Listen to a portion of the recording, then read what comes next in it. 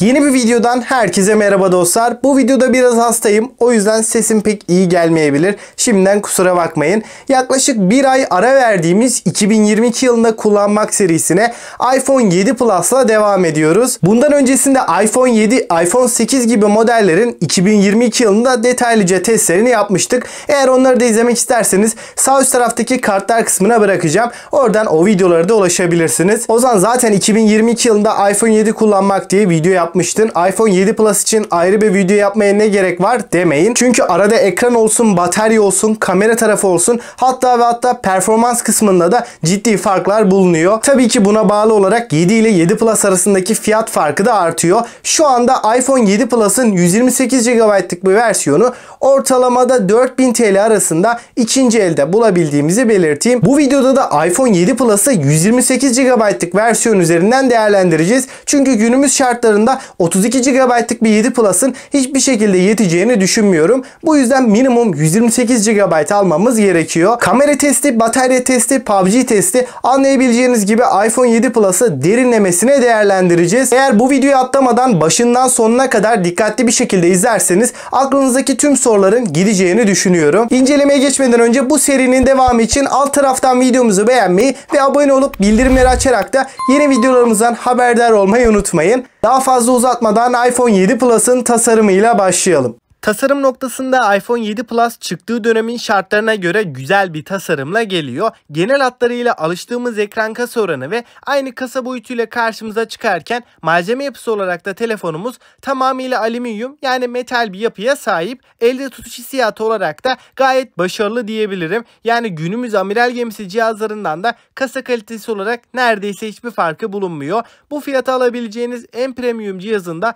7 Plus olduğunu belirteyim. 7.3 mm kalınlık ve 188 gramlık bir ağırlıkla önümüze çıkarken ön tarafta oldukça kalın çerçeveler ve home tuşu bizleri karşılıyor. Ekran kasa oranı olarak iyi seviyede olmasa da bu tasarımı seven bir kitle de var. Yani bu klasik Apple tasarımını sevenlerdenseniz sizin için bu kalın çerçeveler problem olmayabilir. Şimdi ekrandan bahsedersek Apple'ın Retina olarak adlandırdığı IPS LCD panelle gelen 5.5 inç boyutunda Full HD çözünürlüğe sahip 401 ppi piksel yoğunluğunda gayet keskin net görüntüler sunabilen kaliteli bir ekran önümüze çıkıyor ve ek olarak ekranımız DCI-P3 renk uzayının %100'ünde kapsıyor. Bu ne demek oluyor derseniz ekran çok geniş bir renk yelpazesine sahip olduğu için renk tonlarını gayet iyi bir şekilde ayarlayabiliyor. Burada çözünürlüğümüzün de dönemin şartlarına göre de şu an içinde gayet yeterli olduğunu söyleyebilirim. Bu telefondan herhangi bir şeyler izlerken veya oyun oynarken vermiş olduğu deneyim kesinlikle başarılı. Tabii ki yüksek tazeleme hızı bu ekranda yok. Ancak akıcılık kısmında ve tepkisellik noktasında herhangi bir problemle karşılaşmadığımızı belirteyim.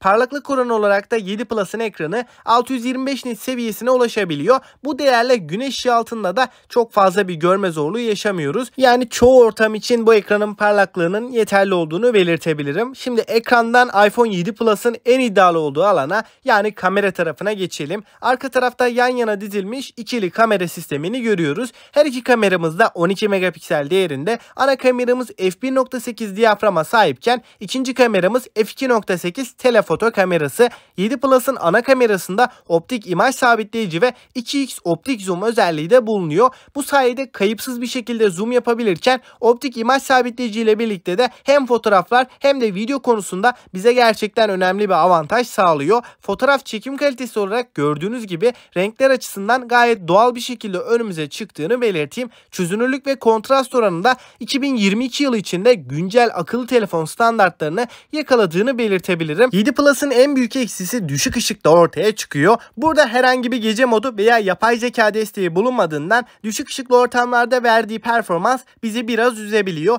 Video tarafında ise 4K'da 30 kare çekimler yapabiliyoruz ve bu çekimlerde OIS desteğiyle beraber titremeler oldukça aza indirgeniyor. Yani videolardaki kalite profesyonele yakınlık düzeyi bu sayede çok daha artıyor diyebilirim. Bu telefonu alıp güzel çekimler yapabilmeniz kesinlikle mümkün. Video kısmında bu fiyata alınabilecek belki de en iyi cihaz diyebilirim. Ön tarafta da Full HD 30 kare çekimler yapabilen 7 megapiksellik iSight kameramız bulunuyor. Genel olarak kamera ile ilgili bir değerlendirme yaptığımda ikinci eldeki fiyatına oranla 10 üzerinden 8,5 verdiğimi de belirteyim. Kameralar kesinlikle halen ihtiyaçlarımızı karşılayacak seviyede. Donanım tarafına baktığımız zaman Apple'ın eskimeyen işlemcilerinden Apple A10 Fusion işlemcisini 7 Plus'ta görebilirken 3 GB RAM, 32'den 256 GB'a kadar depolama alanlarımız bulunuyor. Bana soracak olursanız bu telefon için en ideal depolama alanı 128 GB diyebilirim. Bu modeli aldığınız zaman hem önündeki akıcılık hem de telefonun genel kullanımı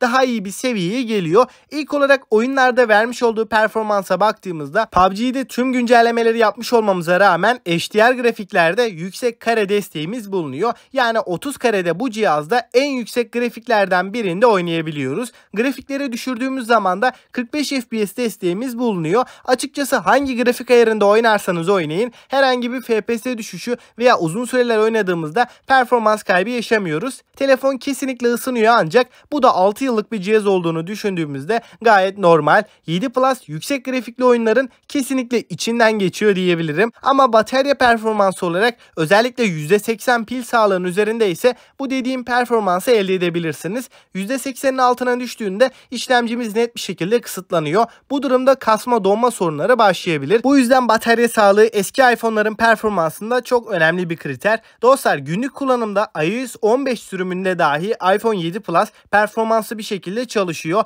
iPhone 7'ye göre daha hızlı olduğunu da belirtmem gerekiyor. Çünkü burada 7'ye oranla ekstradan 1 GB RAM'imiz daha bulunuyor. Bu sayede uygulama açılışları, arka plandaki verileri tutma süresi daha yüksek diyebilirim. Menüde de uygulamaları kullanırken de bir yavaşlama problemiyle karşılaşmıyoruz. Ancak batarya kısmına baktığımız zaman 2900 mAh'lik bir batarya bizleri karşılarken herhangi bir hızlı şarj desteğimiz bulunmuyor. 7 Plus'ın bu bataryasını en iyi ihtimalle 2,5-3 saat arasında doldurabiliyoruz. Batarya performansının da iyi olduğunu maalesef ki söyleyemem. Ortalamada 4-4,5 saatlik ekran sürelerini görebilmemiz mümkün. Bu da günümüz standartlarının bayağı aşağısında diyebilirim. Ancak güçlendirilmiş bir batarya alırsanız yani miliamperi yükseltilmiş bataryalarla birlikte daha iyi performans elde edebilirsiniz. Ve pil sağlığı da burada önemli bir etken. 2-3 saat oyun oynadığınız zaman bataryamız daha hızlı bir şekilde tükeniyor. Ama günlük kullanımda telefonda yoğun bir şekilde kullanmıyorsanız en azından akşam saatlerine kadar halen götürebilecek düzeyde.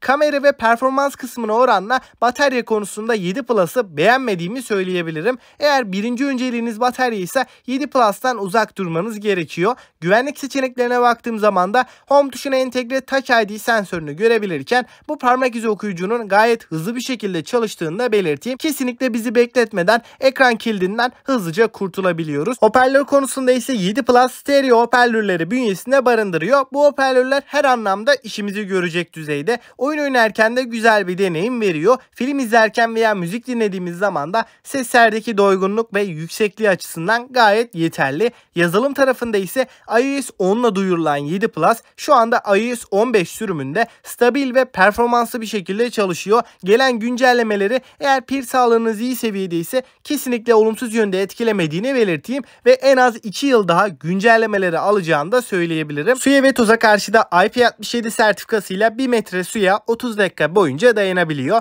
Dostlar şimdi iPhone 7 Plus ile ilgili son bir değerlendirme yaptığımda şu kriterler sağlandığında 7 Plus alabilirsiniz. Birincisi batarya sağlığı en az %85'in üstünde olması gerekiyor. Eğer uygun fiyata pil sağlığı daha düşük bir 7 Plus bulursanız bataryayı yenileyerek rahatlıkla kullanabilirsiniz. İkinci olarak da bu telefonu alıp bir kere şarj edeyim sonrasında beni 1,5-2 gün bu batarya götürsün diye bir beklentiniz varsa veya telefonda odağınız oyunsa 7 Plus'ı kesinlikle almanızı önermiyorum. Üçüncü olarak da videonun başında da bahsettiğim gibi kesinlikle 128 GB olması. 32 GB'a katlanabilirim diyorsanız 32 GB'ı da alabilirsiniz ama ben dediğim gibi kesinlikle önermiyorum. Yani batarya haricinde iPhone 7 Plus gerek kamera tarafıyla gerekse performansıyla 2022 yıl için halen güncel standartları koruduğunu belirteyim. Özellikle performans ve kamerasıyla halen sizi memnun edecek bir telefon. Peki sizler iPhone 7 Plus hakkında neler düşünüyorsunuz? 4000 TL civarındaki ikinci el fiyatıyla alınır mı alınmaz mı? Görüşlerinizi gerçekten merak ediyorum. Sizce 2022 yılında alınır mı serisinin bir sonraki konuğu hangi telefon olsun? Onun için de görüşlerinizi yorumlarda bekliyorum. Ve bu tarz içeriklerden haberdar olmak için de abone olup bildirimleri de açmayı unutmayın.